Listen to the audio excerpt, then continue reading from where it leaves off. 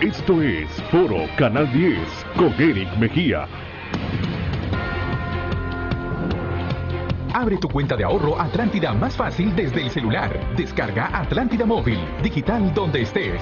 Banco Atlántida. Imagina, cree, triunfa, presenta.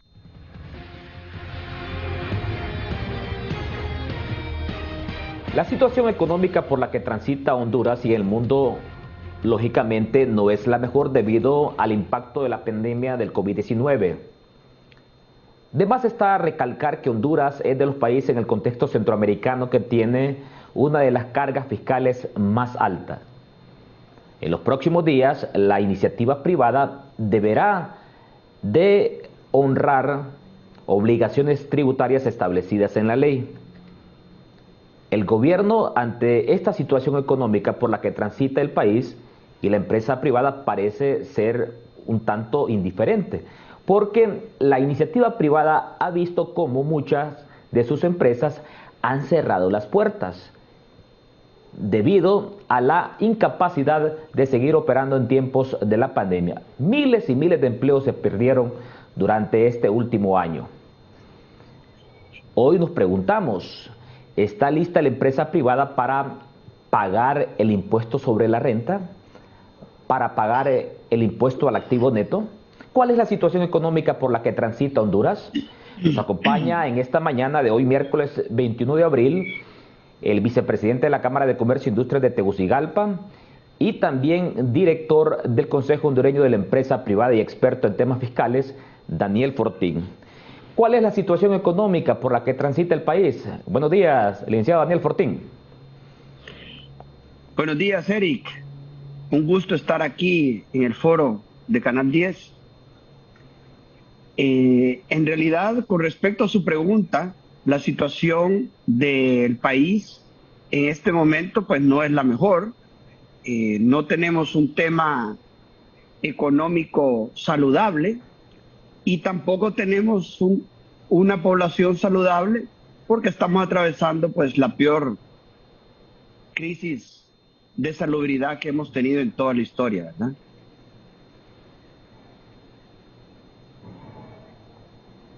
Ok, ya con esta breve introducción de Daniel Fortín, director del Consejo Hondureño de la Empresa Privada y también vicepresidente de la Cámara de Comercio e Industrias de Tegucigalpa, yo le consulto.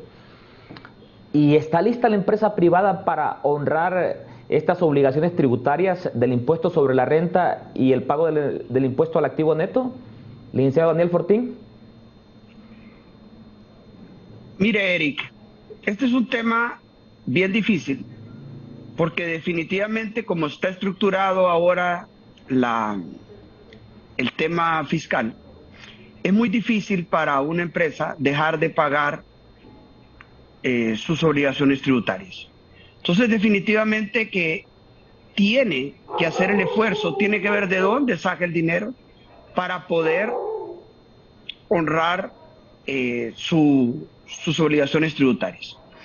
Yo no dudo que la recaudación estimada va a ser alcanzada.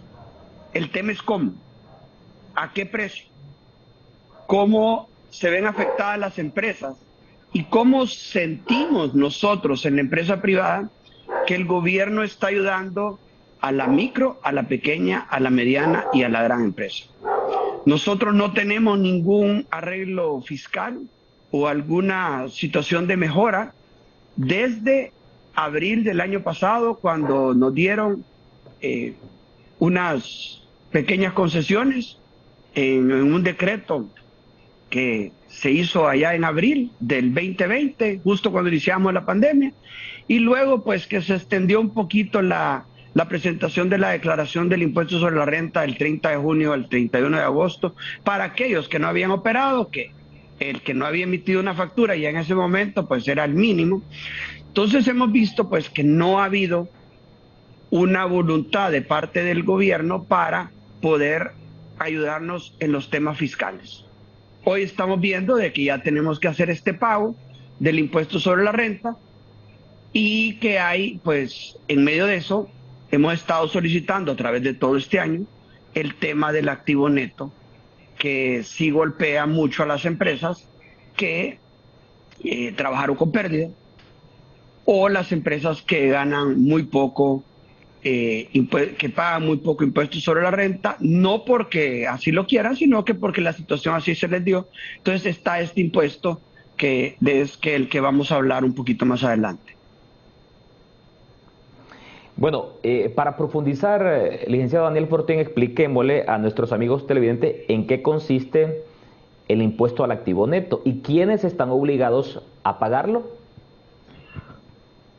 Mire, el decreto del activo neto fue publicado originalmente en 1994 y era un impuesto prácticamente a la riqueza. Y es un impuesto, pues por decirlo así de una manera, de darle algún nombre. Pero para mí, desde que inició ese decreto, es totalmente inconstitucional. Porque usted no puede gravar los activos, por ejemplo, de una empresa que le están sirviendo para hacer una producción. No le puede gravar a las empresas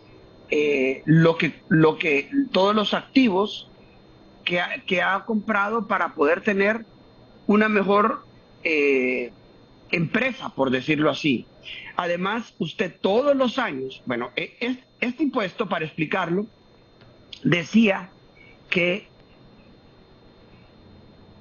usted tenía que pagar el 1% de su activo neto, que es el activo restándole la provisión de cuentas incobrables, restándole la depreciación, restándole pues otra serie de deducciones que permite la ley poderlas hacer, que más adelante le podría leer en el artículo exactamente cuáles son esas deducciones. Y usted a eso hubo una modificación en el decreto más adelante, que es el que está vigente ahorita, que es el decreto 51/2003, en el que en este decreto usted, si su activo neto es menor a 3 millones, usted no paga este impuesto.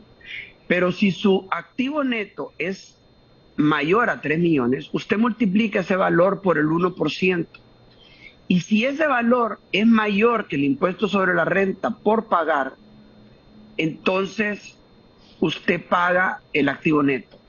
Pero lo peor de todo, o sea, el meollo del asunto es que si su empresa perdió plata porque las deducciones, los gastos no alcanzaron para cubrir los ingresos, o sea, eran mayores los gastos que los ingresos por la situación que se pudo haber dado, usted tiene que pagar activo neto. Entonces, si usted pierde dinero, el Estado lo está castigando y le está diciendo, mire, usted de todas maneras me tiene que pagar a mí. Entonces, ¿por qué yo digo que esto es inconstitucional y que es un decreto que no debió haberse dado? Es porque usted todos los años está pagando por el mismo activo, está pagando por los mismos vehículos, está pagando por la misma maquinaria, por el mismo edificio, está pagando usted ese 1%, lo cual no es justo porque está repitiendo el impuesto. O sea, usted cada año, usted hace una venta, por decir algo, usted vende 1 millón de lempiras y usted gastó en ese año 800,000 lempiras y ganó 200,000 lempiras, pues paga impuesto por esos 200,000 lempiras que ganó ese año, que es una ganancia nueva. Pero no le pueden a usted decir al siguiente año que vendió tal vez 1.100.000 y gastó 850 y ese año ganó 250, que pague el impuesto del año pasado y que pague el impuesto de este año. Usted está pagando el impuesto de este año nada más. Pero en el activo neto no, porque usted lo que tiene son terrenos, edificios, maquinaria, vehículos de carga, etcétera, etcétera, y usted está volviendo a pagar repetidamente por el mismo activo, y eso no es justo. En este momento, lo que nosotros estamos pidiendo es que, si bien no hemos podido eliminar el activo neto, o sea, por lo menos que se elimine para el año 2020 y para el año 2021. ¿Por qué? Porque hay una cláusula en la ley de que dice de que si hay un caso fortuito o un caso de fuerza mayor, yo puedo dejar de pagar el activo neto. Y explíqueme ¿usted cree que hay que probar en el país de que tenemos ambos casos? O sea, Honduras no solo tiene un caso, como otros países que lo único que les pasó fue la pandemia. Nosotros, aparte de la pandemia, tuvimos 2 huracanes, ETA y OTA. Entonces tenemos ambas situaciones, fuerza mayor y caso fortuito. Uno de los casos es, o sea, un acto de Dios, algo que no podemos prever, algo que se dio y que lo podíamos haber visto venir, pero no podíamos hacer nada para evitarlo. Como los huracanes, por ejemplo. Sabíamos que venía el huracán, pero no podíamos evitar que nos impactara y que nos inundara. En el caso de la pandemia, nos agarra de improviso, nos afecta en ese momento y no podemos hacer nada tampoco. Además, nosotros estamos en una situación de emergencia en este momento. Hay un decreto de emergencia que da hasta el 31 de diciembre del año 2021. El SAR ha estado cerrado, muchas instituciones han estado cerradas, las empresas han estado trabajando a medio vapor. Entonces nosotros creemos que es bastante justo que en este momento se elimine el activo neto. Esto afecta a muchísimas empresas porque principalmente hay que pagarlo cuando las empresas están en pérdida. Y muchas empresas en este año fiscal 2020 tienen pérdida. Ok, más adelante vamos a retomar este tema del pago del impuesto del activo neto. Ve usted qué interesante y qué difícil el panorama por el que transita la empresa privada hoy en el país. Recientemente, la Secretaría del Trabajo y Seguridad Social presentó el informe Impacto de la Pandemia COVID-19 en Empresas y Empleos. Y vea usted los hallazgos. Más del 20% de las empresas en general estima que no podrá cumplir con esa obligación debido a la crisis económica provocada por la pandemia del COVID-19. Me refiero a la declaración y pago del impuesto sobre la renta. En este informe también se estima que el 46% no sabe si cumplirá y solo el 30% estaba segura de cumplir en tiempo y forma. Me refiero con la declaración y el pago del impuesto sobre la renta. La microempresa, establece este informe, es la que más se resiente la crisis porque el 31% estima que no tiene las condiciones para pagar este próximo 30 de abril. ¿Cómo interpreta usted, licenciado Daniel Fortín, como vicepresidente de la Cámara de Comercio, Industria de Tegucigalpa y también como director del COEP, estos hallazgos presentados durante este informe denominado Impacto de la Pandemia COVID-19 en la empresa y en los empleos presentados por la Secretaría del Trabajo? Adelante. Mire, ese informe es totalmente cierto. O sea, la situación de las empresas es tan difícil de que no van a poder no pueden hacerle frente a la obligación fiscal. Sin embargo, yo lo que insisto es que, mire, y esto no es que es malo, pues, pero antes la situación fiscal en Honduras era más fácil que la gente dejara de pagar los impuestos y le debiera al Estado. Y no pasaba mucho. Afortunadamente o desafortunadamente, pues, o sea, eso era así, ¿ok? O sea, realmente las empresas no había una situación tan fuerte en el área fiscal. Tenemos que reconocer que desde el 2014 para acá, con la gestión de la ministra Guzmán y la SAR, la creación de la SAR, esta situación ha cambiado. Y más adelante vino el nuevo régimen de facturación. Entonces, y un reglamento que se hizo al régimen de facturación que va más allá de la ley. O sea, esto lo hizo el Ministerio de Finanzas, hay un reglamento que está por encima de la ley. Entonces,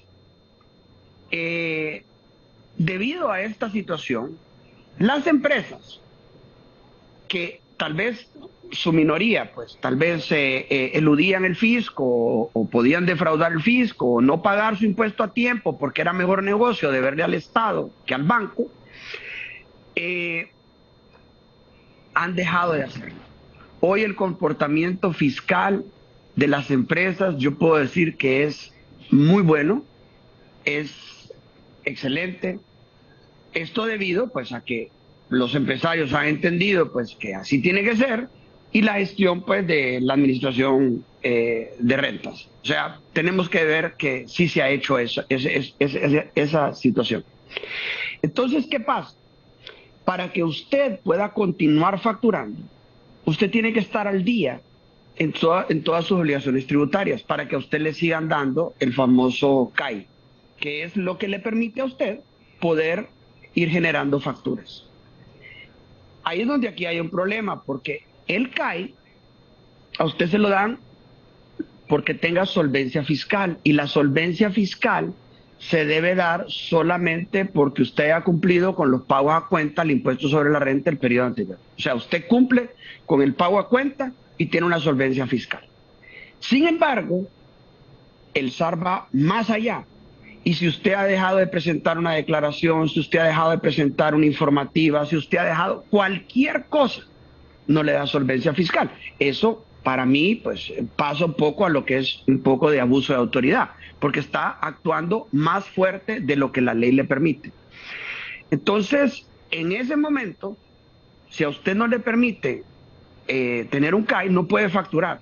Entonces yo le pregunto a usted, la empresa, ¿qué empresa se puede dar el lujo de no cumplir con sus obligaciones fiscales y que le puedan cancelar el CAI o no darle uno nuevo y dejar de facturar? Si una empresa deja de facturar, muere, no puede hacer otra cosa. Entonces, el venir y decir, yo no voy a pagar el impuesto, es porque voy a cerrar la operación. O sea, es porque ya no voy a seguir operando. Porque si no pago los impuestos, de todas maneras no voy a seguir operando. Entonces, las empresas hacen lo que sea por pagar el impuesto en estos tiempos. Por otro lado, yo pensaría de que las empresas, aunque no tengan el dinero, lo van a ir a buscar, lo van a cancelar, van a hacer los pagos. Y aquí nos lleva a otra cosa. Debido a esta situación de que hay empresas que no han presentado sus informativas, no han presentado sus pagos en tiempo y forma, debido a que no es que no han querido, es porque, le puedo explicar más adelante, el tema de la pandemia. O sea, a nosotros nos cae una pandemia en marzo del año pasado. Nos cierra la economía el 16 de marzo. Permanece cerrada hasta junio. En ese momento hubieron una serie de decretos para hacer presentaciones, no presentaciones, había un decreto de emergencia, estaban cerradas las oficinas gubernamentales, incluyendo el SAR, estaban cerradas las empresas. Entonces yo le digo, si usted está tratando de sobrevivir una pandemia, si usted se está ahogando, si usted está dentro del agua y se está ahogando en ese momento, usted tiene que pensar cómo salir del agua, no está pensando en que ahí en el horizonte hay unos pajaritos, que hay unos pescados adentro del agua, que va pasando una lancha. O sea, usted se tiene que concentrar en cómo salir del problema que tiene en ese momento, que era la sobrevivencia de su empresa y obviamente pues salvar su vida por el tema de la salud. Yo no quiero que en este programa, pues, o sea, yo estoy hablando del tema de empresariales, del activo neto, estamos enfocándonos más a lo que es el tema económico y no el tema de salud. Entonces, en este aspecto, cuando nosotros estamos tratando de salvar nuestra vida, estamos confinados en nuestros hogares, las empresas cerradas, pues muchos de los empresarios no cumplieron con esas informativas, con ciertos pagos, o sea, no se sabía si tal pago se tenía que hacer en abril, o se tenía que hacer en junio, o en mayo, porque realmente era muy confuso. Entonces, en ese momento hay muchos empresarios que están en deuda con el gobierno. Quieren ponerse al día. Todos quieren ponerse al día. Pero ¿qué pasa? Si yo presento la informativa en este momento, me clavan una multa. Entonces, o pago pues un recargo, un interés, lo que toque en cada caso. ¿Qué pasa? Nosotros necesitamos una amnistía tributaria. Necesitamos una amnistía tributaria urgente para que la gente se pueda poner al día. Mire, aquí hay una cosa. El presupuesto general de la República contempla en un renglón de recaudación, o sea, de ingresos que va a obtener el Estado en multas, recargos e intereses. Es una cantidad altísima. ¿Qué significa eso? Que el SAR tiene que buscar esas multas, esos recargos, esos intereses. Porque si no los consigue, el presupuesto no alcanza. Entonces, ¿cómo usted va a preparar un presupuesto basado en un supuesto? ¿Qué pasa si todos los empresarios se portan maravillosamente bien y nadie tiene que pagar multas, recargos e intereses? Entonces no alcanza el presupuesto. Entonces yo no puedo venir y hacer un presupuesto familiar en el cual yo diga, bueno, estos son mis ingresos y mis gastos son el pago de la casa, la comida, las escuelas de los hijos, etcétera, etcétera, etcétera, salud, etcétera, etcétera. Pero en los ingresos, como no me ajustan los ingresos para los gastos, pongo un renglón, dice, este día me voy a ganar la loto. O sea, ganancia de la loto, la diferencia que me hace falta. Yo no puedo basar un presupuesto en un supuesto. Y ese es el problema. Ahorita el SAR tiene las multas, recargos como un ingreso.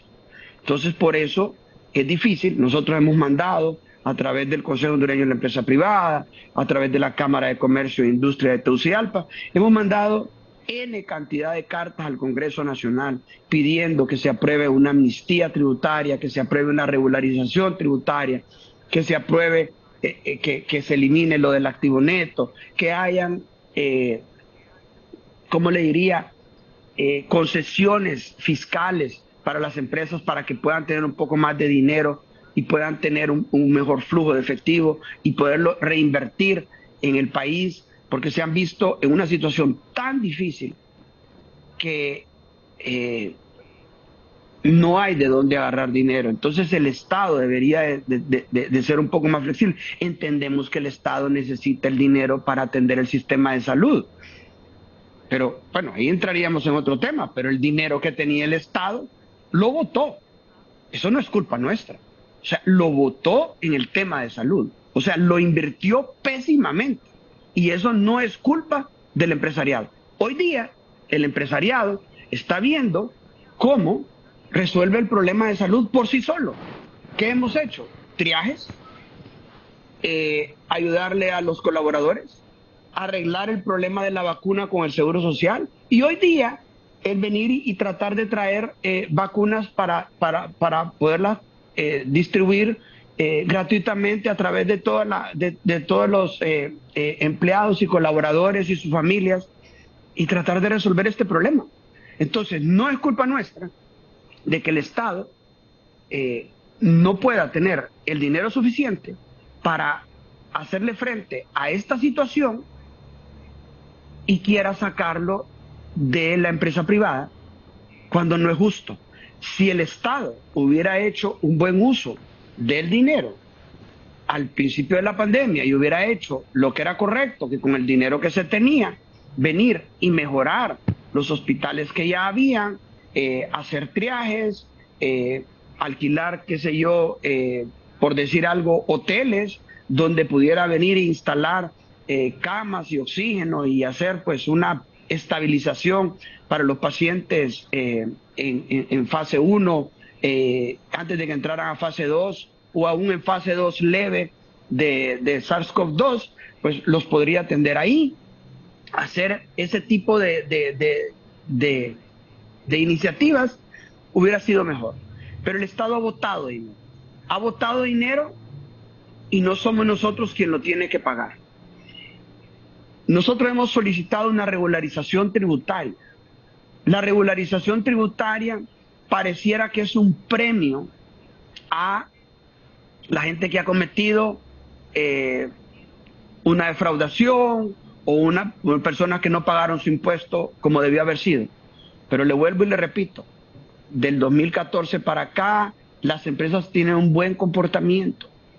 Entonces la regularización tributaria realmente es un seguro, es una aportación que las empresas pueden hacer para evitar pues que puedan ser fiscalizadas. Y ese dinero le entra inmediatamente al Estado. Mire, la administración tributaria dice,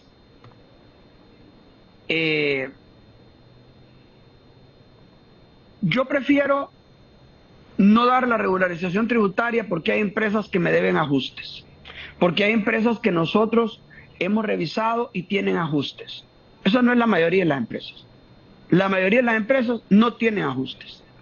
Entonces, por ese mínimo de empresas que tienen ajustes, que van a ser peleados, que van a ir a lo contencioso administrativo, que van a ir a la corte, la SAR no va a ver el dinero inmediatamente.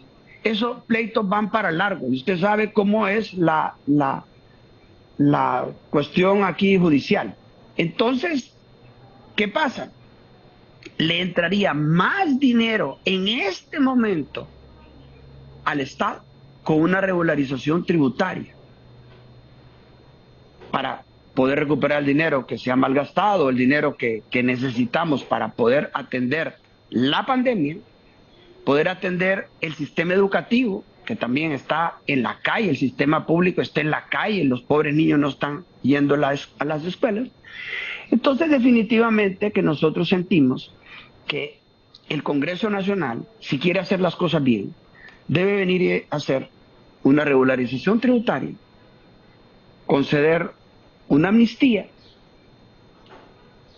eliminar el activo neto para el 2020 y el 2021 y poder venir y decir, bueno, ¿qué otra cosa? Eso es lo mínimo que debería de ser, que es lo que han hecho en N cantidad de países. ¿Qué otra cosa se le podría conceder a los empresarios para que puedan seguir operando, para que puedan seguir generando empleo y salir adelante? Ok, y yo le pido a usted, licenciado Daniel Fortín, que hagamos un pequeño alto. Está muy rica la conversación. Vamos a profundizar después de la primera pausa comercial sobre este tema. ¿En qué consistiría esta amnistía que hoy la empresa privada le está pidiendo a gritos al gobierno y al Congreso Nacional? Vamos a hacer una primera pausa comercial. Ya volvemos. Usted está viendo Foro Canal 10.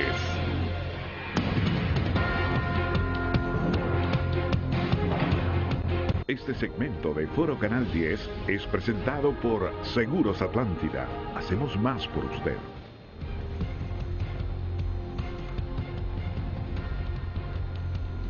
En esta mañana estamos conversando con el vicepresidente de la Cámara de Comercio e Industria de Tegucigalpa y también director del Consejo Hondureño de la Empresa Privada y experto en temas fiscales, Daniel Fortín.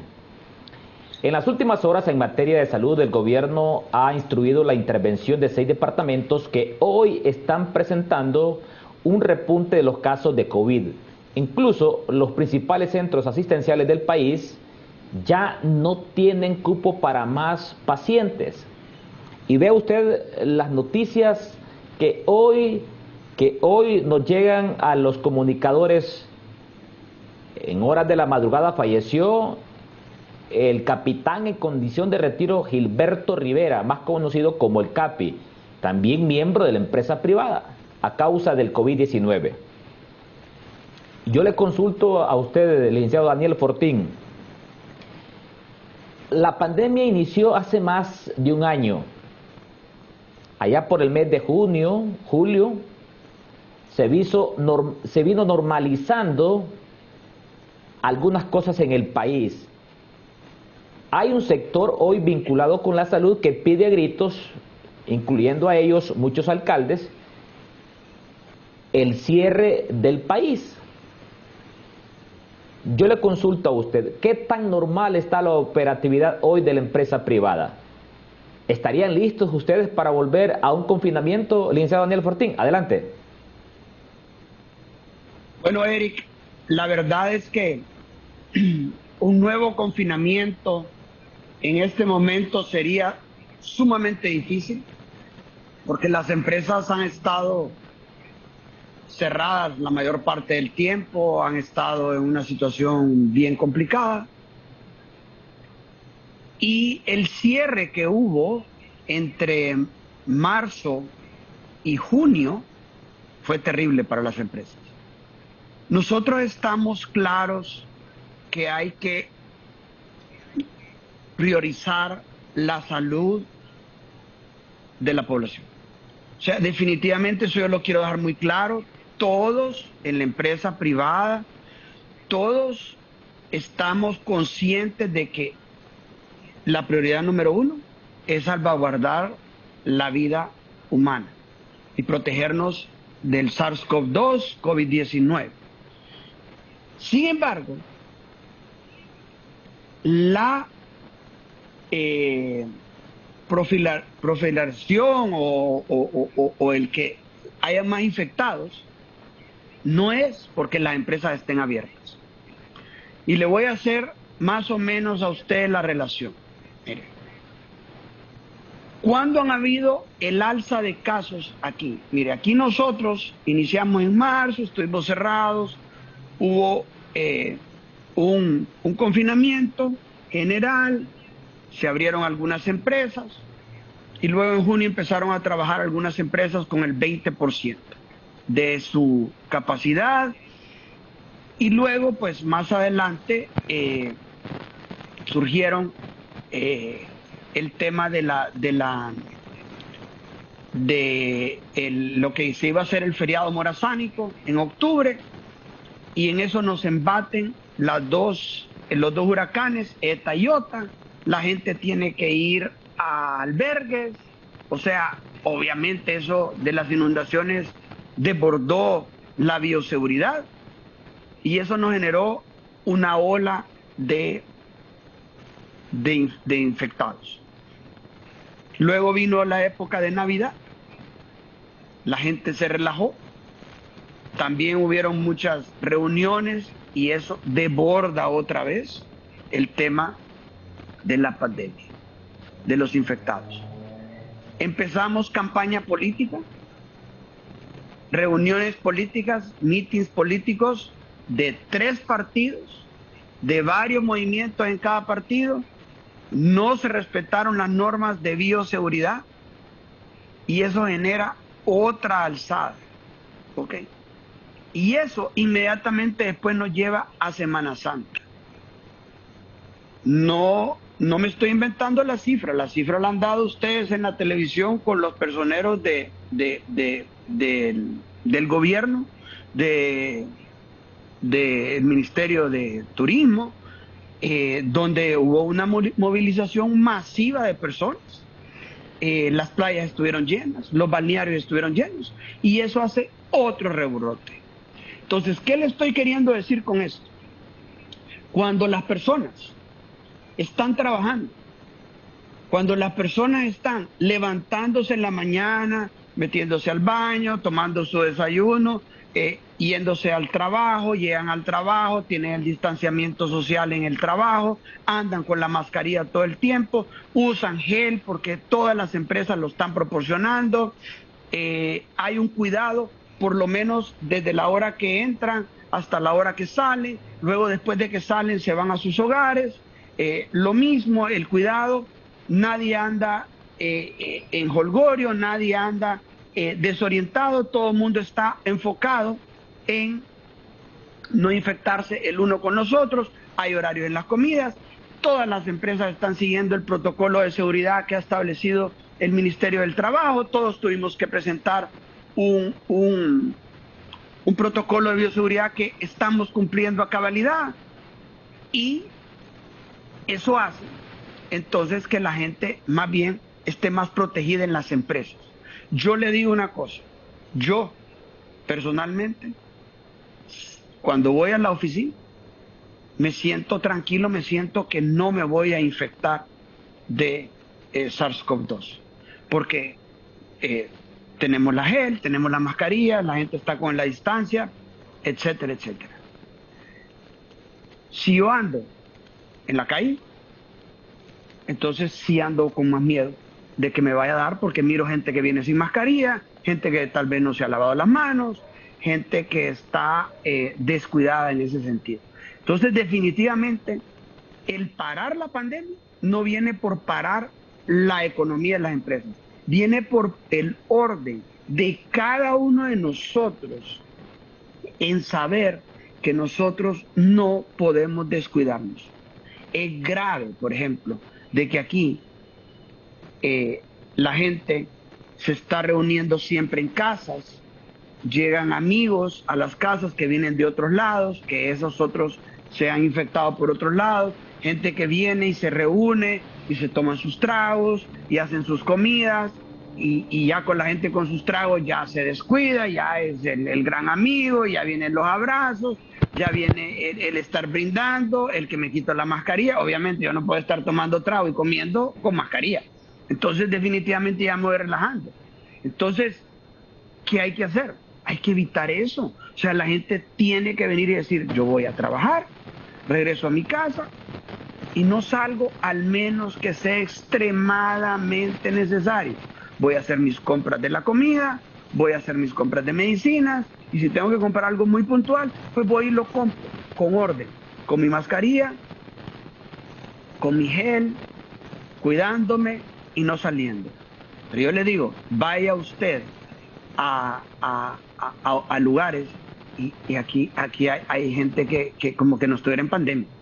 Entonces, definitivamente, el repunte de casos, yo le garantizo que no pasa por la apertura de empresas, pasa por el descuido personal de cada uno de nosotros cuando no estamos trabajando. Y es más, con esto pues termino esta consulta. Cuando la gente no está trabajando, la gente está relajada en sus casas, sale a las esquinas, va a la pulpería, juega potra, se reúne y platica con los vecinos y está afuera, totalmente relajado, como que estuviéramos de vacaciones. Y eso a veces es peor.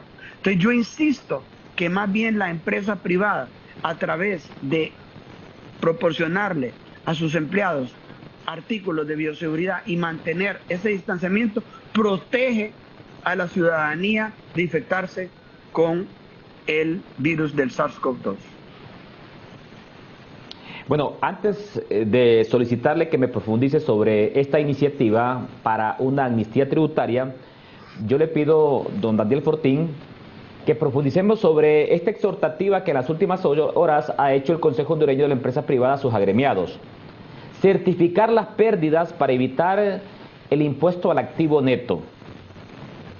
Y también esta exhortativa que le han hecho al Congreso Nacional, de eliminar este impuesto, no, me refiero al impuesto al activo neto. Adelante, licenciado Daniel Fortín.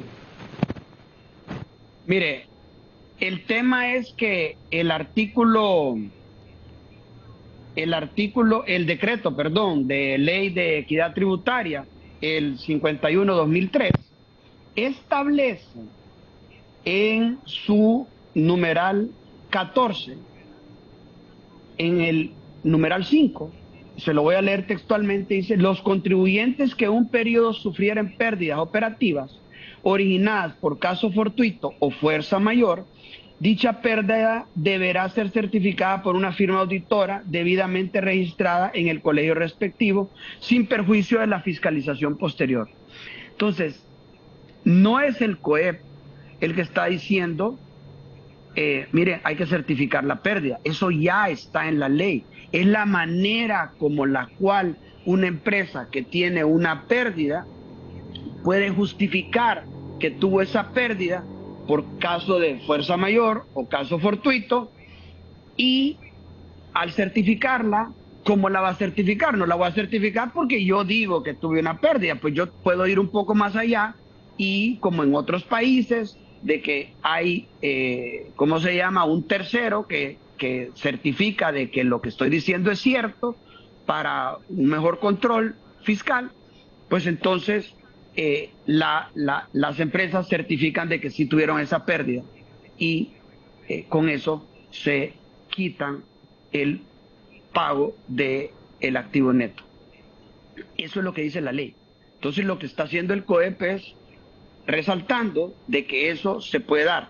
El problema es que en este momento el SAR está cerrado. Entonces no hay un mecanismo adecuado para poder hacer estos procedimientos. Entonces, para mí, la salida de esto es que el SAR, bueno, obviamente el Congreso Nacional tiene que aprobarlo. O sea, estamos claros de que no es el SAR el que va a tomar esta decisión, es el Congreso Nacional. Son los diputados del Congreso Nacional, los diputados de cada departamento, los diputados que realmente quieran ayudarle a los empresarios de su departamento a que puedan seguir operando, a que sigan generando empleo. O sea, esos diputados son los que tienen que venir y decir, bueno, lo vamos a eliminar o vamos a conceder un descuento del 99% del pago, como ya lo hicieron. Hay mucha gente que dice que no se puede eliminar un impuesto retroactivamente, o que no se puede eliminar un impuesto en el año fiscal que se está dando, o aumentarlo, etcétera. Eso es cierto, pero sí se pueden dar descuentos. Sí, el Congreso Nacional puede dar un descuento. De hecho, lo hizo el año pasado. A las empresas que pagaron su impuesto sobre la renta el 30 de abril, se les concedió un descuento del 8.5 de la última parte del impuesto sobre la renta, que ahí hay un problema porque debió haber sido por el todo, eso era lo que decía la ley, pero ahí hubo una mala interpretación de la ley, pero no vamos a entrar en ese tema, y se concedió un descuento del 8.5. Bueno, lo que estamos pidiendo nosotros ahorita es un descuento. Puede ser el descuento, puede ser del 99% del pago del activo neto. Entonces, el Congreso lo puede hacer fácilmente. Le quiero decir también otra cosa. Mire, el activo neto grava lo que son los activos y lo que son los terrenos, lo que son los edificios, lo que son los vehículos, la flota de transporte de una empresa. Y nosotros ya a las alcaldías, en cada departamento del país, en cada municipio del país, en los 298 municipios, ya pagamos bienes inmuebles. Entonces nosotros ya pagamos un impuesto por esos activos que tenemos, que es bienes inmuebles. Nosotros pagamos tasas vehiculares, nosotros pagamos un impuesto vehicular. Entonces la verdad es que estamos pagando doble imposición. Estamos pagando doble por los activos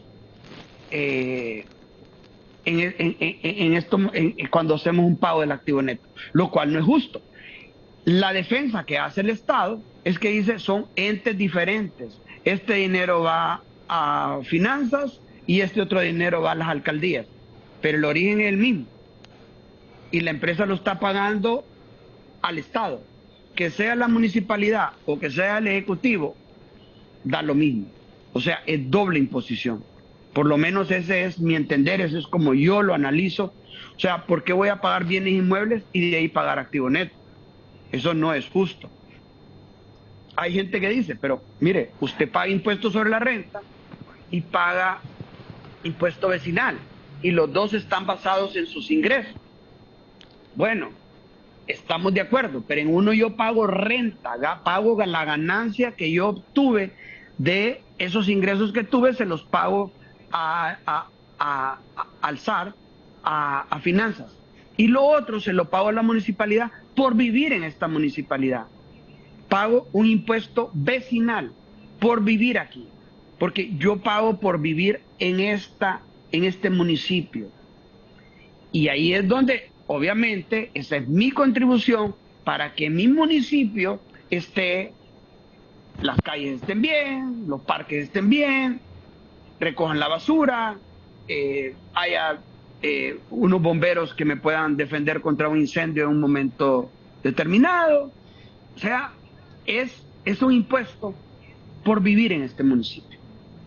Entonces ahí sí es diferente, porque uno es por los ingresos que percibí, la renta que generé, y el otro es por vivir en ese lugar. Si yo me voy de Francisco Morazán, yo me voy de la municipalidad del Distrito Central y me voy a vivir a Valle de Ángeles, pues pagaré mi impuesto vecinal en Valle de Ángeles para contribuir con el municipio donde yo estoy viviendo.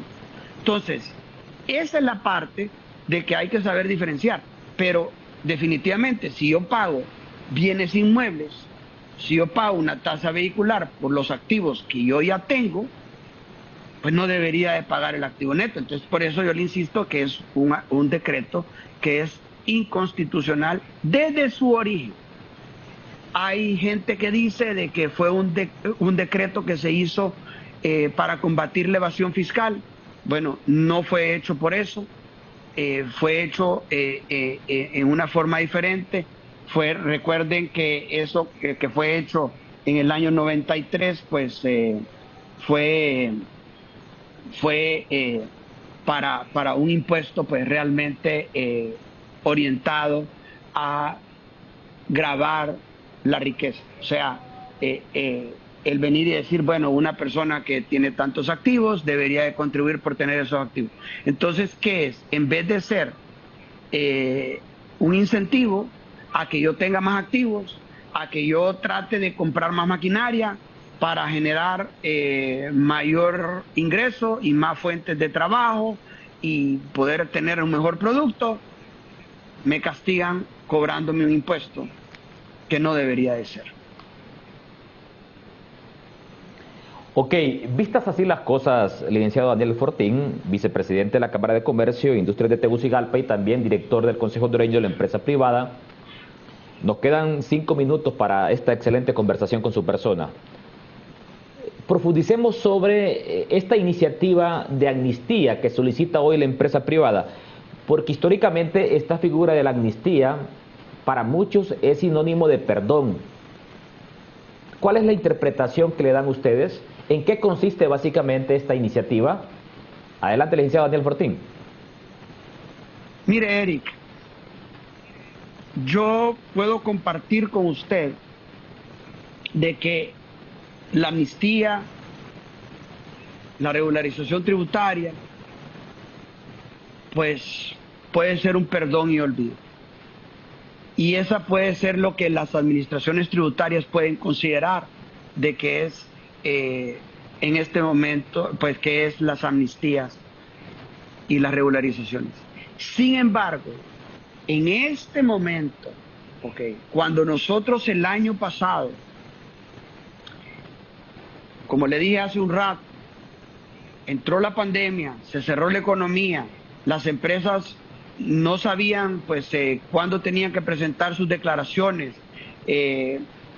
que un decreto decía que tenían que ser en cierta fecha, se entendía otra, si habían operado, si no habían operado, qué significaba haber operado, si yo abrí completo, si emití solo una factura, si emití 2, si emití 200 facturas, o sea, ¿qué es operar? La gente me llamaba constantemente para preguntarme, Daniel, pero yo no operé. Yo le decía, mira, ¿emitiste alguna factura? Mira, solo emití 2 facturas en 3 meses. Bueno, entonces, según Lazaro, operaste. Ok, tenés que presentar tus informativas y tenés que hacer las presentaciones. Ok, solamente era si no había generado una tan sola factura. Pero esa duda y esa situación generó que muchos empresarios incumplieran las informativas, pero no porque lo querían hacer, era porque estaban tratando de salvar su empresa, estaban trabajando al mínimo, no estaban llegando sus contadores, no estaban llegando, o sea, estaba tal vez pensando en sobrevivir, por decirlo así, de las dos formas, ¿verdad? Sobrevivir yo como individuo ante una situación que no sabía si al salir a la calle cómo me iba a atacar el virus, y por otro lado, pues tratando de salvar la empresa. Entonces, en este momento, hoy día, en abril del 2021, yo considero que el Congreso Nacional debe otorgar una amnistía tributaria y una regularización tributaria en beneficio de que todo el obligado tributario se pueda poner al día sin tener que pagar multas, recargos e intereses. O sea, ya es suficiente con tener que enterar una cantidad de dinero al Estado y que todavía encima de eso tenga que pagar multas, intereses y recargos, cuando ese dinero lo puedo utilizar para pagarle a mis empleados, para pagarle al proveedor, para hacer que el dinero circule en el país. Porque lo que nosotros necesitamos en este momento es que haya circulación, que haya flujo de efectivo en la economía nacional. Y en este momento eso ha parado, porque las empresas están trabajando a menos vapor y el Estado, el dinero que ha tenido para meterlo a la economía y que fluya dentro de la economía, lo mandó para el extranjero y se perdió. Ok, bueno, tengo 2 minutos para un mensaje final, licenciado Daniel Fortín, tomando en cuenta que tenemos hasta el 30 de abril para hacer este pago del impuesto sobre la renta. ¿Qué mensaje le enviaría hoy usted, en principio, a los agremiados, tanto de la Cámara de Comercio como del Consejo Hondureño de la Empresa Privada y, por supuesto, al Gobierno de la República? Adelante. Bueno, en primer lugar, a todos los afiliados de la Cámara de Comercio e Industria de Tegucigalpa, nosotros les decimos que estamos con ustedes. Nosotros estamos haciendo el mayor de los esfuerzos para que la economía no sucumba. Tienen su Cámara de Comercio abierta a cualquier consulta. Acérquense a la Cámara, métanse a las páginas de la Cámara para que puedan hacer alguna consulta que ustedes deseen. Estamos para servirle, estamos para poder darles todo el apoyo que necesiten en estos momentos de crisis. En el Consejo Hondureño de la Empresa Privada estamos haciendo el esfuerzo por traer las vacunas, porque las vacunas sean gratuitas, universales, que se puedan vacunar la población hondureña lo más rápido posible. Estamos haciendo el esfuerzo enorme por hacer lo que tenemos que hacer para recuperar la salud de nuestro país. Y al gobierno yo le pido que por favor se siente con nosotros y, como lo he dicho muchas veces, pongamos a Honduras sobre la mesa, platiquemos, veamos qué es lo mejor para Honduras y que enfoquemos todos los esfuerzos de todos los sectores unidos, trabajando solo por sacar a Honduras adelante. Dejemos las críticas, dejemos los señalamientos, dejemos las zancadillas, dejemos esas envidias que se generan entre unos y otros sectores y trabajemos unidos, dejando los egos atrás, dejando todas las insatisfacciones que podamos tener y vayamos a sentarnos a esa mesa, poniendo a Honduras sobre la mesa para ver qué es lo mejor para Honduras. Ya todo lo que ha pasado, ya pasó. Ya no podemos hacer nada por recuperar el pasado, pero sí podemos y somos responsables de mejorar nuestro futuro. Y ese futuro es el que nosotros tenemos en nuestras manos. Entonces, tanto el gobierno como la población, como el sector empresarial, como todos los gremiales que hay, todas las asociaciones que hay, tenemos que unirnos para sacar a Honduras adelante. Ok, muchas gracias, licenciado Daniel Fortín, vicepresidente de la Cámara de Comercio e Industria de Tegucigalpa y también director del Consejo Hondureño de la Empresa Privada. Hacemos una segunda pausa comercial. Cuando regresemos nos acompañarán Julio Raudales y Henry Rodríguez, economistas que hoy forman parte de la máxima casa de estudios. Hacemos una pausa, ya regresamos. Usted está viendo Foro Canal 10.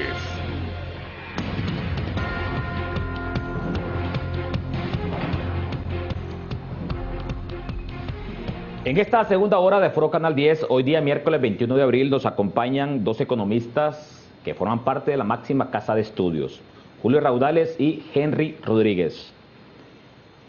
Don Julio Raudales, partiendo de su expertise como exfuncionario en la administración pública, hoy como vicerrector de la máxima casa de estudios y también como expresidente del Colegio de Economistas, ¿cuál es el panorama económico por el que transita nuestro país cuando estamos a la vuelta de la esquina de pagar el impuesto sobre la renta y también el impuesto al activo neto? Buenos días, licenciado Julio Raudales. Buenos días, ¿cómo estás, Eric? Mucho gusto, un saludo a los amigos de Canal 10, de Foro Canal 10, este programa tan gustado, y a mi amigo y colega, don Henry Rodríguez Corea, quien es jefe del Departamento de Economía de la Facultad de Ciencias Económicas de la Universidad Nacional Autónoma. Bueno, ya el Banco Central sacó su primer informe sobre las condiciones de la economía nacional en el marco del programa monetario, que fue aprobado por el banco y en donde se hacen las primeras estimaciones del comportamiento probable de la economía en este año 2021. De acuerdo a estos informes que sacó el Banco Central, pues la actividad económica muestra algún incremento en el primer trimestre. Algunas cuentas, sobre todo de producción, mejoran. No se ve todavía en ciertos sectores estratégicos en donde puede haber un despegue, por ejemplo, en construcción y en minas y canteras, pero sí se ve fuertemente, o algún incremento, digamos, no fuerte, pero algún incremento en el resto de los sectores productivos. En el caso de la parte externa sí se ve un deterioro en la posición internacional de Honduras debido a una caída fuerte en las exportaciones y un incremento, eso sí, a diferencia del año pasado, un incremento en las importaciones.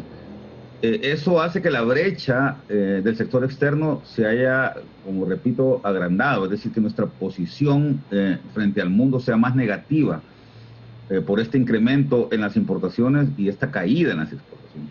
Pero hay que recordar que ya un aumento en las importaciones es una buena señal, porque indica que hay demanda en Honduras. Más preocupante fue el año pasado, cuando hubo una caída en las exportaciones y una caída todavía más grande en las importaciones. Esto mejoró nuestra posición internacional, pero a pesar de que nuestra posición internacional, la brecha externa, la brecha comercial del país era mejor, la diferencia entre exportaciones y exportaciones mejoró un poco, se hizo menos negativa. Era muy preocupante el hecho de que las importaciones hayan caído tanto, porque eso indica que no hay demanda, que no hay ingresos en la gente, que las empresas no quieren invertir en bienes importados para producir, y realmente era muy preocupante. O sea que sí es consecuente esta caída en la posición comercial frente al mundo de Honduras con el incremento de la producción. Y luego, en la parte monetaria, pues las cosas relativamente normales, una inflación controlada, menor al 4%, de acuerdo a lo que marcan las cifras del primer trimestre, y bueno, se nota que no va a haber mayores problemas en el tema de incremento en los precios. No estoy diciendo que la vida está más barata, ¿verdad? Porque es distinto eso. Lo que estoy diciendo es que no van a aumentar fuertemente los precios porque la inflación está controlada, y lo mismo el tipo de cambio, ¿no? Que está más o menos controlado. Y cierro con esto, Eric. Es importante decir que sí no deja de preocupar la posición fiscal del país, porque sí se denota una caída en la recaudación tributaria en estos primeros meses. Es decir, todavía hay que recordar que el año pasado no había pandemia antes de marzo, y por lo tanto tiene que verse una menor recaudación este año comparada con el año pasado, pero de todos modos todo parece indicar que la recuperación que se va a dar este año, que anunció el Banco Central, que podría ser del 3.5% en el Producto Interno Bruto, no va a ser suficiente como para que se recaude más dinero por parte de por impuestos. Y esto es preocupante porque los gastos públicos, el gasto del gobierno, siempre es muy inflexible.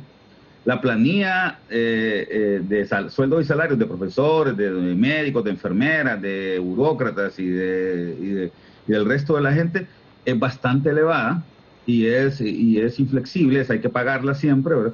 El tema del servicio de la deuda externa e interna hay que pagarlo siempre, ¿verdad?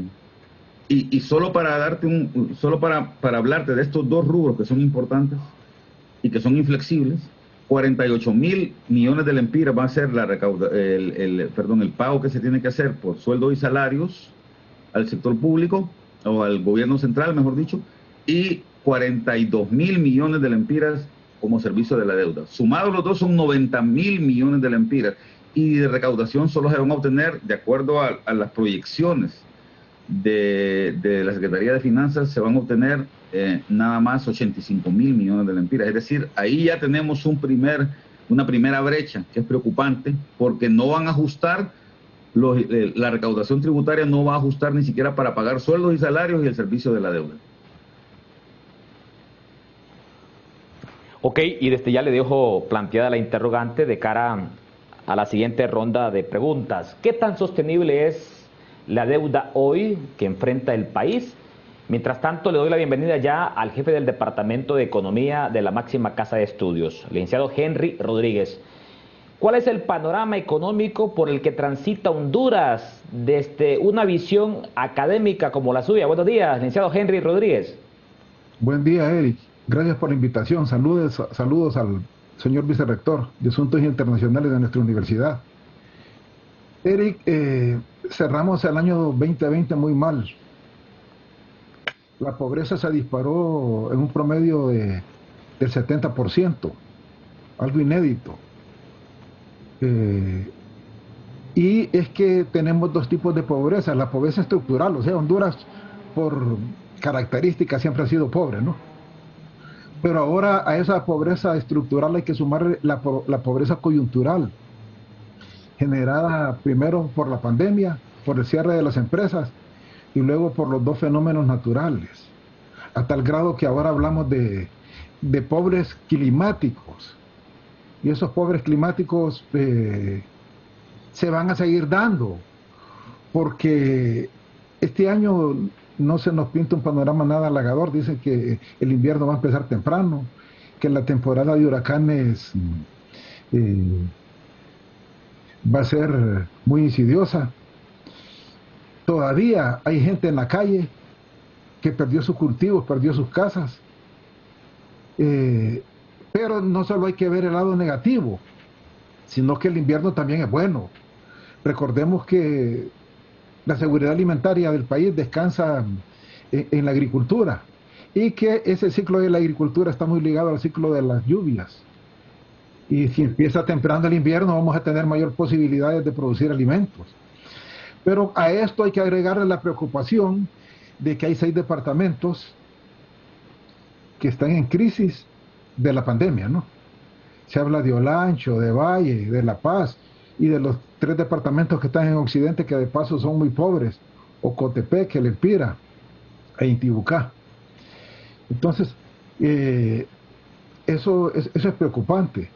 Y el otro asunto es la caída significativa en los ingresos de la población. Solamente el 30% de los empleados en este momento tiene una situación estable y regular. El otro 70% está en situación de subempleo. No es que no tienen trabajo, sí tienen trabajo, pero ese trabajo no genera los ingresos que necesitan para cubrir plenamente sus necesidades. O sea, que todavía tenemos un reto fuerte por enfrente, ¿no? Y lo que sí preocupa es que no vemos una estrategia clara de intervención. No es que el gobierno no hace cosas, sí las hace, pero a lo mejor no están orientadas hacia lo que necesitamos, y no están hechas de manera contundente. Entonces, sí, hay que planificar. Eso es lo que nos queda, ¿no? Tener un plan concreto de intervención. Ok, voy ahora con el licenciado Julio Raudales. Partiendo de la primera hora, en la cual compartimos con el vicepresidente de la Cámara de Comercio e Industria de Tegucigalpa y también hoy director del Consejo Hondureño de la Empresa Privada, Daniel Fortín. Decía que es urgente hoy una regularización tributaria y también una amnistía. Partiendo de su experiencia como funcionario en la administración pública y también como presidente del Colegio de Economistas, ¿qué tan necesarias se vuelven estas dos figuras, valorando el actual contexto económico por el que transita Honduras? Licenciado Julio Hernández, adelante. Bueno, esta es una discusión ya bastante vieja, Eric y Henry. Desde hace bastante tiempo hay un grupo de profesionales, yo diría que hemos estado o que tenemos alguna experiencia en el manejo de la cosa pública en el país y connotados técnicos también, llamado Grupo Promotor para un diálogo fiscal, que hemos estado propugnando porque se pueda dar una regularización fiscal y que se vaya todavía más allá, que haya un pacto fiscal en donde se puedan definir acuerdos claros por una mejor recaudación en el país, que la requiere. Yo pienso que Honduras podría mejorar su recaudación sin necesidad de elevar tasas tributarias, simple y sencillamente haciéndola más justa, más equitativa y más progresiva. ¿Qué significa esto? Que paguen más los que tienen más. Es uno de los principios fundamentales de la tributación, ¿verdad? De la justicia tributaria, y que por supuesto paguen menos los que tienen menos. Que todos paguemos, pero que aquellas personas que tienen menos ingresos paguen menos tributos en relación a su ingreso, y que los que tienen más paguen más tributos en relación a su ingreso. Porque no puede ser, Eric y Henry, que acá el 10% que tiene más ingresos en la población paga apenas el 14% de su ingreso como tributos, mientras que el 10% más pobre de la población paga el 48% de su ingreso como tributos. Entonces hay que tratar de revertir esto. Y en el caso de lo que referían hoy, tanto el director del COEP como el director de la Cámara de Comercio e Industria de Tegucigalpa, sí me parece, Henry y Eric, que hay que tratar de proteger sobre todo al micro, pequeño y hasta mediano empresario. Creo que es muy importante, y eso es coherente con lo que dije anteriormente, con el tema de justicia tributaria. Y solo para decirte algo, acá en el país, de acuerdo a un censo que hace algunos años, creo que hace unos 10 o 12 años, el Banco Interamericano de Desarrollo financió a la Secretaría de Industria y Comercio en aquel tiempo, hoy Secretaría de Desarrollo Económico, para que elaboraran un censo de la MIPYME en el país. Y los resultados de este censo creo que nunca fueron publicados, pero yo sí vi un borrador cuando era funcionario público, y era interesante los datos que dieron, porque decía que más o menos de unas 280,000 empresas registradas en el país, ¿no? Más o menos el 90% de estas empresas son micro y pequeñas empresas, dejando a la media y gran empresa apenas el 10%. Entonces, la micro y pequeña empresa tiene algunas características importantes. Muchas de ellas están muy endeudadas. Yo creo que la gran mayoría de micro y pequeñas empresas tienen una deuda muy grande con el sector financiero. Una buena cantidad de estas micro y pequeñas empresas también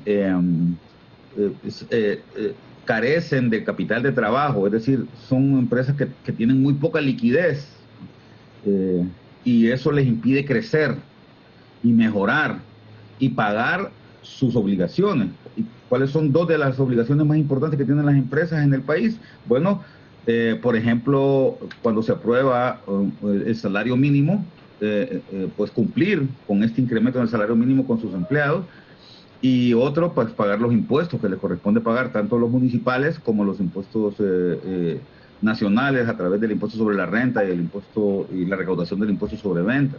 Esto es un problema, porque entonces, como te repito, les deja muy poco espacio a las empresas para poder crecer, para poder reinvertir sus utilidades si es que las tienen. Y me parece que la solicitud que ha hecho vía comunicados, tanto al SAR como al gobierno, las dos cámaras de comercio e industria tanto de Tegucigalpa como de San Pedro Sula, la Fedecámara y el COEP, me parece que es justo, sobre todo, repito, si el gobierno decidiera concentrar este esfuerzo, esta, digamos,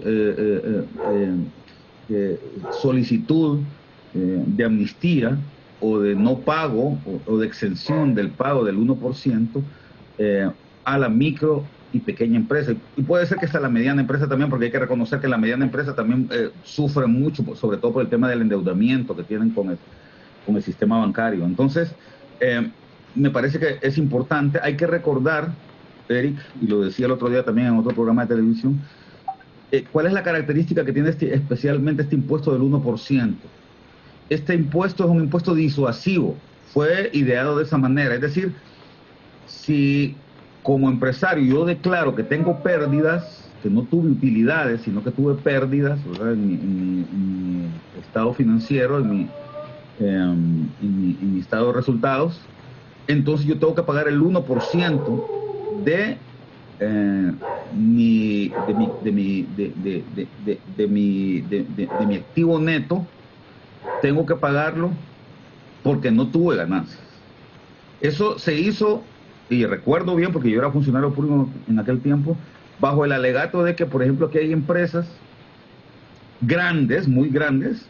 Hablaba, por ejemplo, recuerdo en aquel tiempo el ministro de Finanzas, decía, aquí hay una empresa que tiene una línea aérea que viene de los Estados Unidos para acá, que aterriza 2 vuelos diarios en Tegucigalpa y 2 vuelos diarios en San Pedro Sula, no voy a decir nombre, y que todos los años se declara con pérdida. ¿Cómo es posible que haya una empresa grande, internacional, que tiene 5 años de estar declarando pérdida, que pague el 1% de su capital, de su activo neto acá?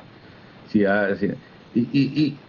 es cierto, muchas veces en el afán de eludir los impuestos, algunas empresas declaran o ponen gastos extraordinarios, costos extraordinarios para poder declarar que no tienen utilidades, y entonces esa era la razón por la cual se estableció el activo neto. Pero creo que es muy importante entender que el año pasado fue un año de crisis y que realmente no es que las empresas iban a esconder sus utilidades, que no tuvieron utilidades porque pasaron cerradas casi 8 meses. Entonces, creo que en este caso esta cuestión del activo neto sí vale la pena considerar que no se paguen. Ok, y yo le consulto también al licenciado Henry Rodríguez. Tomando en cuenta el escenario hoy del país en materia económica, ¿se vuelve más que oportuna esta iniciativa que desde hace años, como lo dice Julio Raudales, se ha venido planteando por parte de la empresa privada, una amnistía tributaria? Adelante, licenciado Henry Rodríguez.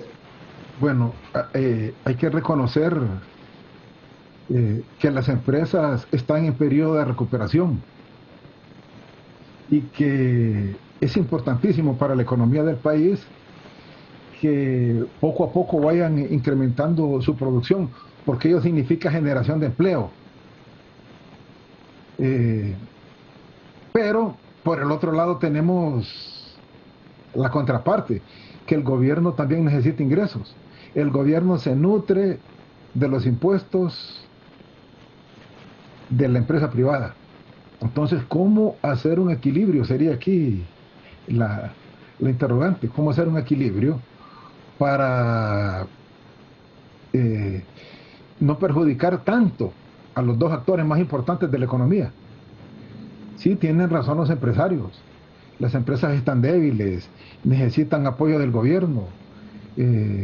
Tal vez yo no diría una amnistía, pero sí una moratoria.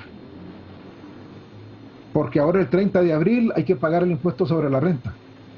Muchos empresarios es casi seguro que están enfrentando problemas para poder honrar esa obligación. Entonces el gobierno tiene que centrarse con la empresa privada, hacer una planificación, porque no se trata de quebrar las empresas tampoco, ¿no?, sino de darles oportunidades. Entonces, pero yo creo que sí se puede llegar a un acuerdo, sentarse, dialogar y buscar lo mejor para ambos, porque esa producción es necesaria para el país. Y analizar lo del activo neto, cuánto significa eso en el presupuesto, es tan importante para para el Estado, se puede prescindir de ello, o simple y sencillamente hacer una moratoria para que no se cobre durante los 2 o 3 próximos años.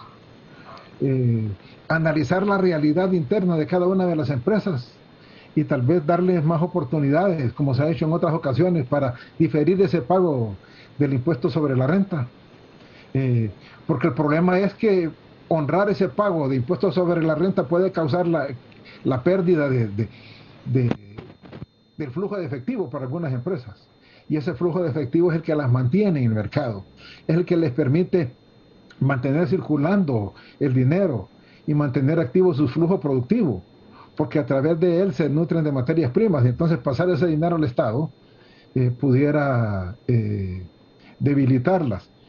Y el gobierno también tiene otras opciones, ¿no? Ha estado recurriendo a la deuda.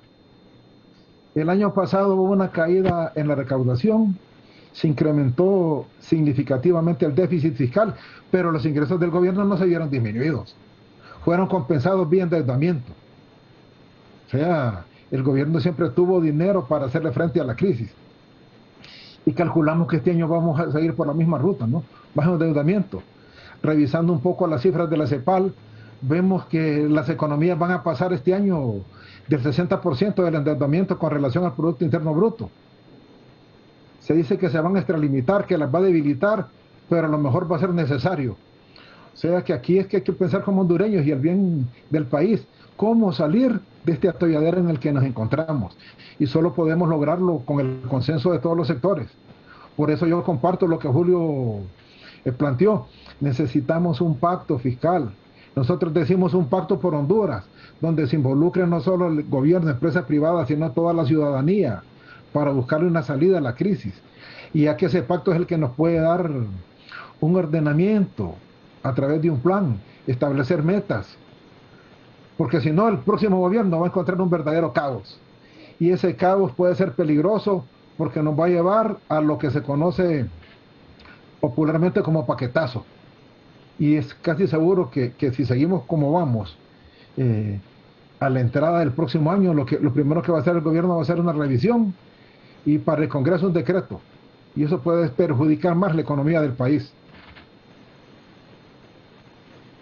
Bueno, en las últimas horas, el licenciado Julio Raudales, el Consejo Hondureño de la Empresa Privada, también ha reiterado su exigencia al Congreso Nacional para que elimine este impuesto al activo neto, aunque sea por 2020 y para 2021, dice el Consejo Hondureño de la Empresa Privada. ¿Sus valoraciones? Disculpen, ya lo dije en el segmento anterior. Sí. Yo pienso que es justo que por lo menos durante 2020 y 2021 se pueda exonerar sobre todo a las empresas pequeñas y microempresas, ¿no? Que son, repito, la gran mayoría de empresas en el país y que son las que tienen más problemas. Yo recomiendo a los amigos televidentes que vean y a los que tengan interés, que vean un documento que está en la página web de la Facultad de Ciencias Económicas, que es un estudio de resiliencia de la micro y pequeña empresa que hizo el Instituto de Investigaciones Económicas y Sociales. Ahí destaca realmente la grave situación por la cual la micro y pequeña empresa está pasando en el país y cómo realmente su capacidad de resiliencia se podría ver afectada por un impuesto de este tipo, ¿no? Que evidentemente una gran cantidad de empresas no van a declarar ganancias para el año pasado ni para este, y evidentemente tendrían entonces que pagar este 1% del impuesto al activo neto, ¿no? Pero además, yo quiero retomar un poco el hilo de lo que decía Henry, y es cierto, el gobierno, hay que recordar que a finales de marzo del año pasado, el Congreso Nacional le aprobó al gobierno o le dio un permiso, por así decirlo, al gobierno para que se pudiera endeudar en 2.300 millones, era, ¿verdad, Henry? De dólares. ¿Ah? 2.500 millones de dólares. Sí, de dólares, es una barbaridad de dinero. Estamos hablando de casi 60.000 bueno, de 50.000, de casi 60.000 millones de lempiras, ¿no? Y con esto, evidentemente, podría sufragar los gastos en los que podría no incurrir debido al problema de recaudación que se puede dar. Pero también hay que recordar que hay que tener mucha mesura al respecto. Lamentablemente, la deuda interna y externa del país, del gobierno central y del sector público, se ha venido incrementando fuertemente ya desde hace más de 10 años. Pero en los últimos 2 años ha sido peor el nivel de endeudamiento que se está teniendo, y creo que las palabras de Henry son pues bastante consecuentes en este momento. Si no se hace algo para evitar que haya un descontrol en el tema fiscal, lo que le espera al presidente que tome posesión, sea quien sea, ya tenemos por lo menos 4 candidatos ahorita, ¿verdad? Bueno, 5, sea doña Dori Gutiérrez, sea doña Xiomara Castro, sea don Narria Fura, sea don Gianni Rosenthal, o sea, ya se me olvidó quién es, don Salvador Nasralla. Cualquiera de ellos 5 va a tener que implementar un fuerte paquete de medidas, draconiano paquete de medidas, que va a dolerle muchísimo a la población.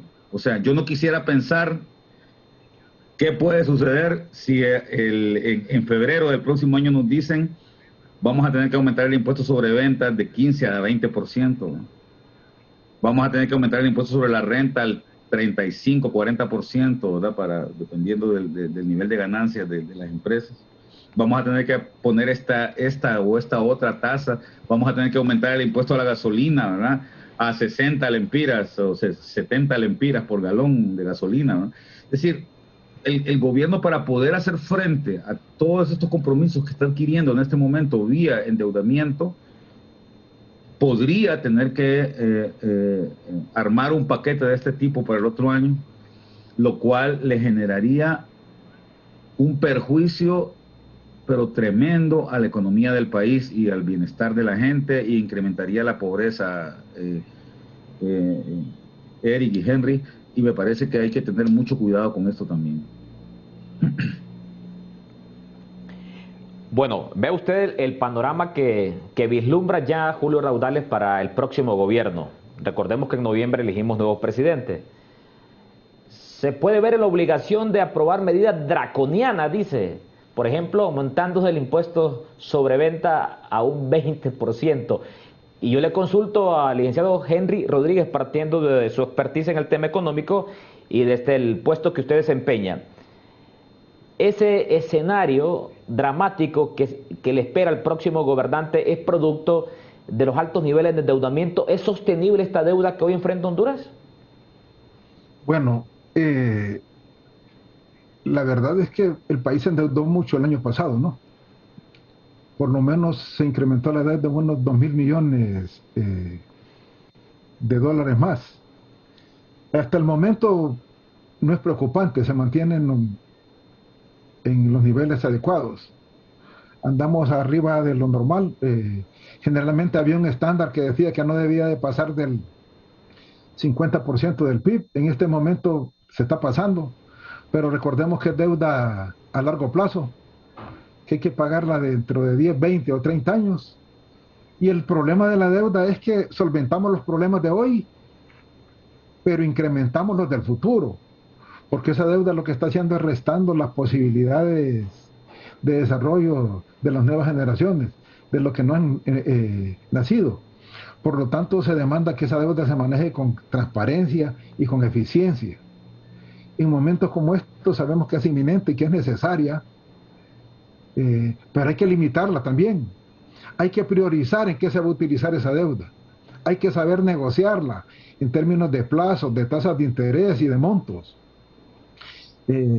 Estamos todos de acuerdo, los hondureños, en este momento, que la prioridad tiene que ser la salud, que las prioridades del presupuesto y del país han cambiado. Primero la salud, después la seguridad alimentaria. Hay que tener cuidado porque algunos organismos internacionales ya están mencionando hasta la posibilidad de hambre en el mundo, un incremento de ella. Entonces, sí hay que ver con cuidado el asunto de la deuda. Otro problema que sí preocupa es que nosotros estamos teniendo un rezago en el despegue económico. Los países están avanzando mucho más porque ya están vacunados. Y en Honduras seguimos hablando de infectados, de muertos, porque estamos atrasados en el trato que se le da a la pandemia. Los otros países están contando cuántas personas están vacunando diario.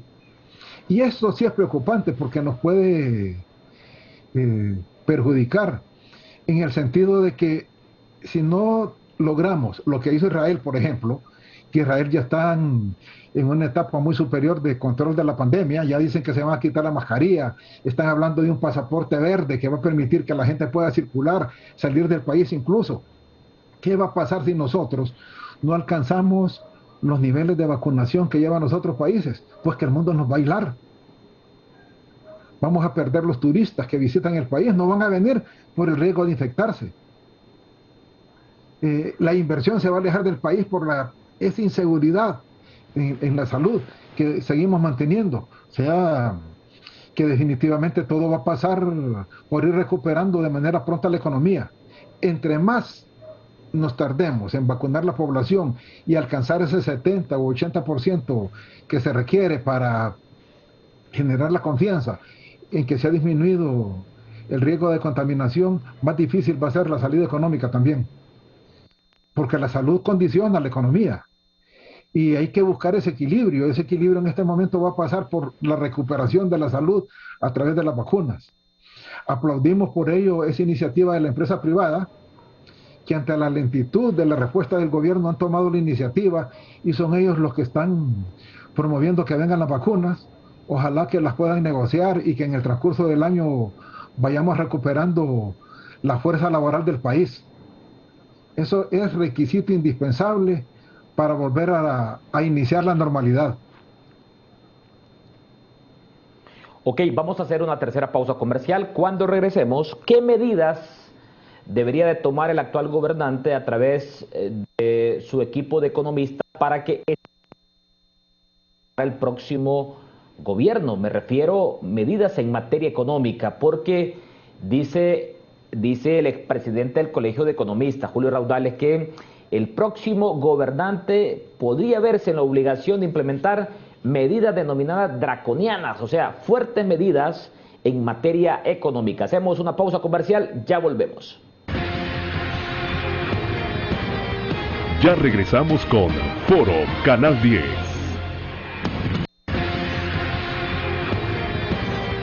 Usted está viendo Foro Canal 10.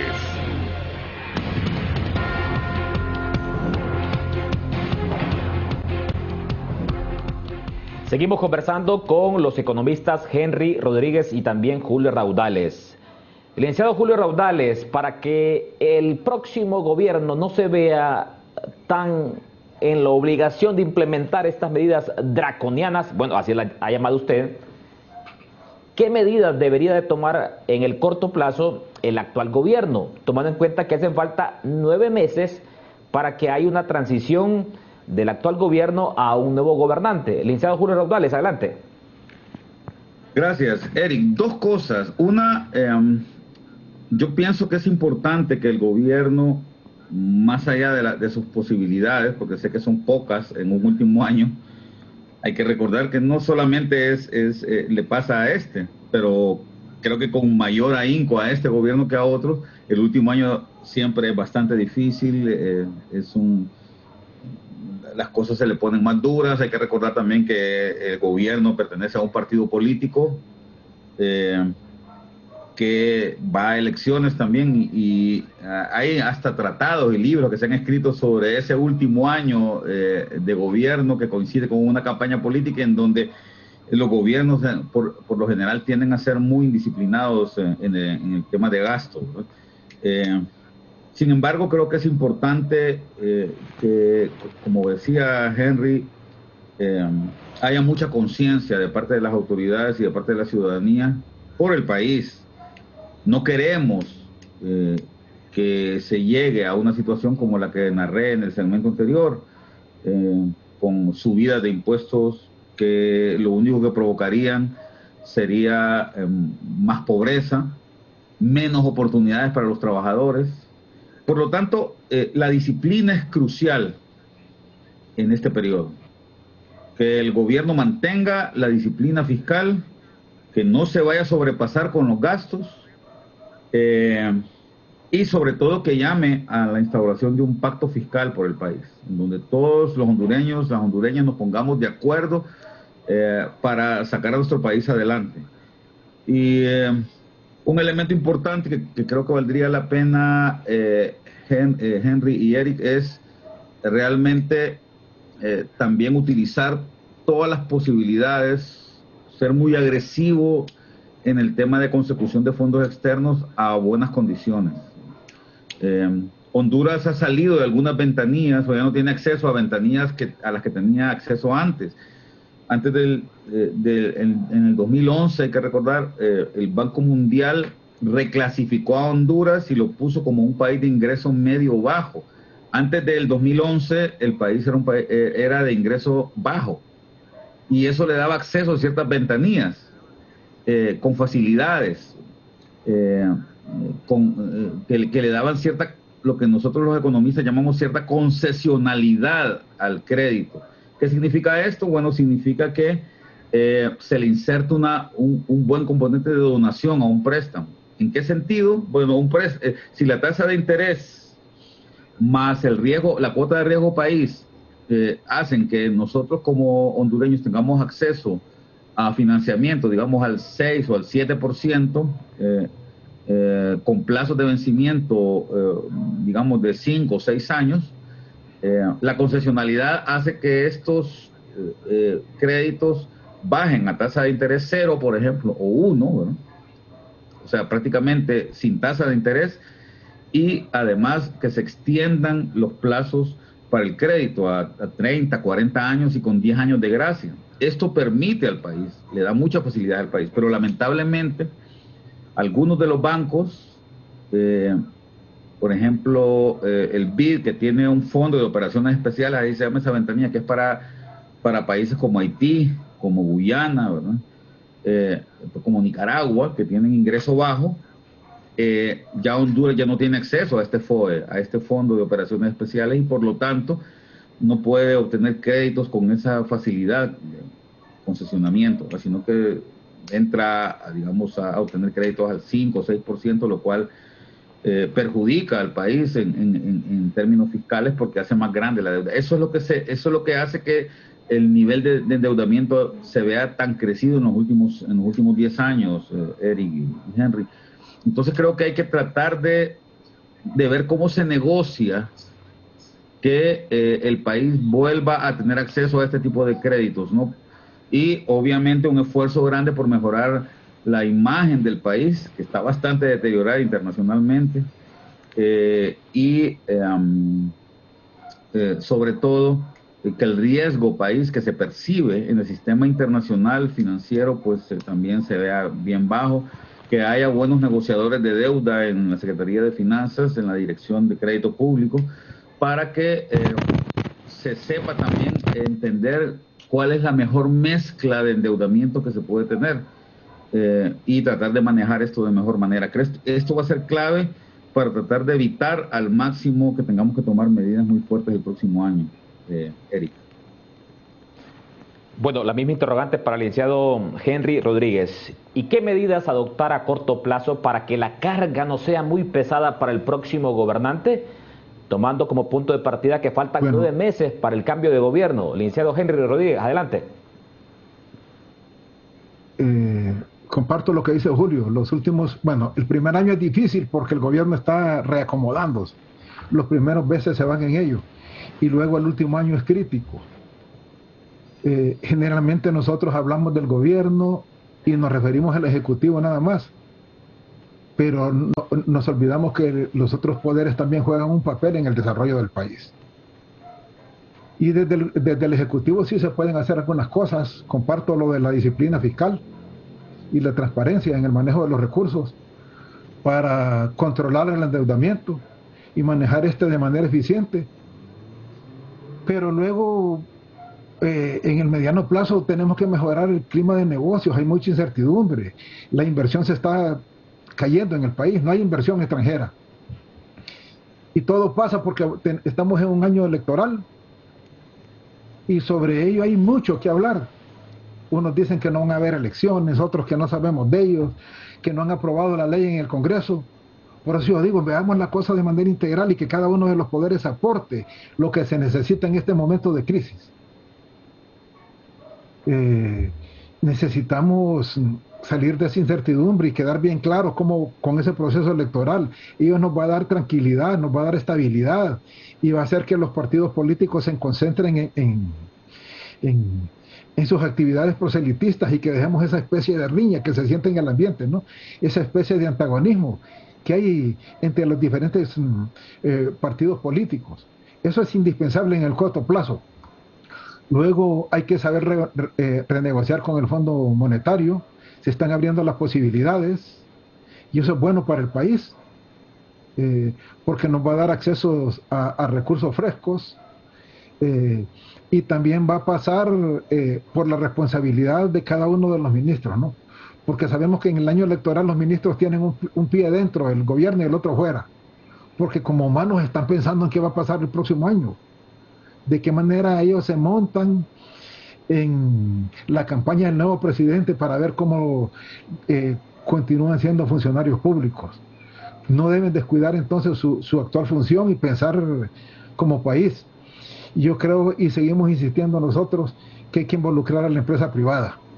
La empresa privada es la que genera empleo, genera riqueza y genera oportunidades. Y se demandaría del gobierno un plan claro de apoyo, ¿no? No podemos seguir en ese pleito, que el gobierno decida ya de una vez qué va a hacer con esas solicitudes que está presentando la empresa privada sobre la amnistía o la moratoria de impuestos. Eso es crucial en el mediano plazo. Ok, vamos a hacer nuestra última pausa comercial. Cuando regresemos, un breve mensaje final de nuestros panelistas, Henry Rodríguez y Julio Raudales. Ya volvemos. Ya regresamos con Foro Canal 10.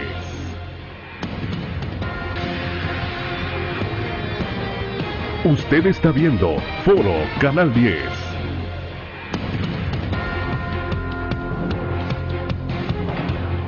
Estamos en la recta final de Foro Canal 10, este miércoles 21 de abril, partiendo del tema que hemos abordado esta mañana. Un mensaje final, licenciado Julio Raudales, expresidente del Colegio de Economistas. Bueno, Eric, la situación, como bien hemos descrito con mi compañero Henry, es complicada. Noticias, como bien dijo era al comienzo, el tema de las lluvias tempranas que han caído este año en el territorio es positivo para la agricultura y ese es un elemento muy importante, sobre todo para mucha gente que tiene bajos ingresos. Así es que salvo ese y algunos otros elementos, creo que hay que tratar de concentrarnos en ver cómo resolvemos los problemas como país. La actitud del gobierno va a ser muy importante. Rescatar la competitividad del país también requiere de una acción importante de parte de la empresa privada y de la ciudadanía en general.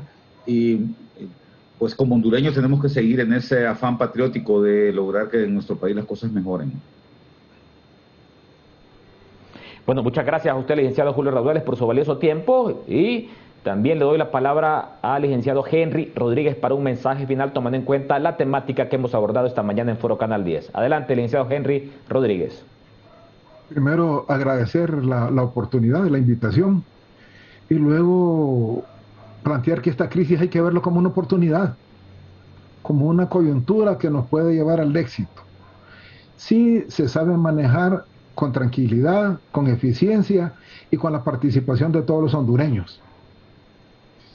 Siempre hemos dicho que necesitamos ese pacto con Honduras, con la participación de todos y sobre todo que ese pacto nos encamine a tener lo que tanto estamos necesitando. Un plan nacional de desarrollo con metas y objetivos que nos dé un norte para que todos los hondureños podamos comprometernos con él y poner nuestro granito de arena. Gracias nuevamente. Bueno, gracias a estos dos excelentes economistas que hemos tenido hoy en Foro Canal 10, Henry Rodríguez, jefe del Departamento de Economía de la máxima casa de estudios, y a Julio Raudales, actual vicerrector de la UNA y también expresidente del Colegio de Economistas. Más temprano compareció en Foro Canal 10 el vicepresidente de la Cámara de Comercio e Industria de Tegucigalpa y director del Consejo Hondureño de la Empresa Privada, Daniel Fortín. De esta manera llegamos a la recta final de una emisión más de su Foro Canal 10. Recuerde, la cita es este jueves siempre en punto de las 7 de la mañana.